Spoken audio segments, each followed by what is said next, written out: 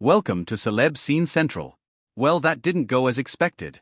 Thursday night's episode of 911 began with Buck, Oliver Stark, and his boyfriend Tommy, Lou Ferrigno Jr., celebrating 6 months of dating and ended with, well, ending their relationship.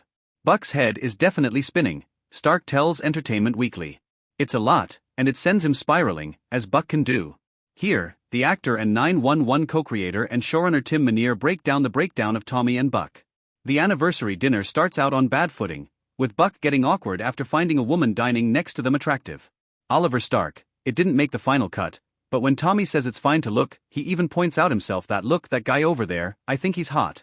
And I think that's lovely to be safe enough within a relationship to be like, yes, there are other attractive people in the world and that's very fine. But it is, I think, the first time for Buck that we are seeing, hold on, that's a woman and I'm attracted to her and I'm on a date with this man. And all those things can be true at the same time. I think it's just a part of him deepening his understanding of his newfound bisexuality. Tim Minear, did I have this planned out for 8 years? Are you kidding? Of course not. But I almost did it last year. I remembered that Abby was coming off a bad breakup with her long-term boyfriend, which I sort of retconned into being a fiancé, whose name was Tommy. That idea just tickled me. It doesn't tickle Buck. Stark, it rocks his world a little bit and kind of sends him in somewhat of a spiral. We've come to know Buck as a hugely protective person, of strangers every day in his job, but even more so of the people he loves and cares about, Abby being one of those people. They're not together anymore, but she was somebody hugely important in his life. To know that Tommy really hurt her is hard for Buck to deal with. It just makes him take pause and look at Tommy slightly differently, which is unfair, but is a very Buck thing to do. Knee-jerk reactions are very much a part of his character, and sometimes he just has to slow his roll and wait for a little more context. But Buck's mood shifts quickly after a chat with Maddie, Jennifer Love Hewitt and Josh Brian Safi, and he decides he wants Tommy to movie in. Stark, in itself, that's quite a knee-jerk reaction. From 0 to 100. I think that the talk with Maddie and Josh is obviously pretty instrumental. Buck is new to this lifestyle, new to understanding himself and the queer experience. And Josh being able to guide him a little bit, I think, was a really nice moment between the characters.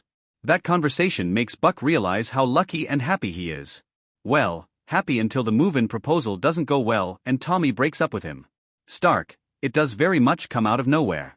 I think Buck asking such a huge thing of Tommy jolts him into almost having to make this decision for himself and for Buck. To me, the scene plays that Tommy has been hurt before and is scared of being hurt again. He's very much trying to protect himself, which I hold no judgment over. And yeah, unfortunately Buck is just the casualty of that playing out. Minear, I think Tommy probably went into this relationship realizing that at some point his heart would get broken, but it's just like, how broken? How much are you going to let somebody capture it? How broken do you want it by the end of it? It's worth it for him to have a broken heart here, because he's with Buck and it's kind of great. Tommy knows that the bloom is going to fade off the rose at some point, and that if he took Buck up on his offer to move in. Like he says, I know how this ends, which may be a stupid thing for Tommy or maybe a wise, self-protecting thing for Tommy. The episode ends with Buck sharing a silent beer with Eddie, Ryan Guzman. But what happens next?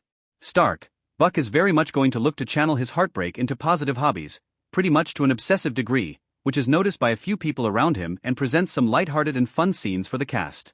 In typical Buck fashion, he's going to keep moving forward and find a way to cope with it.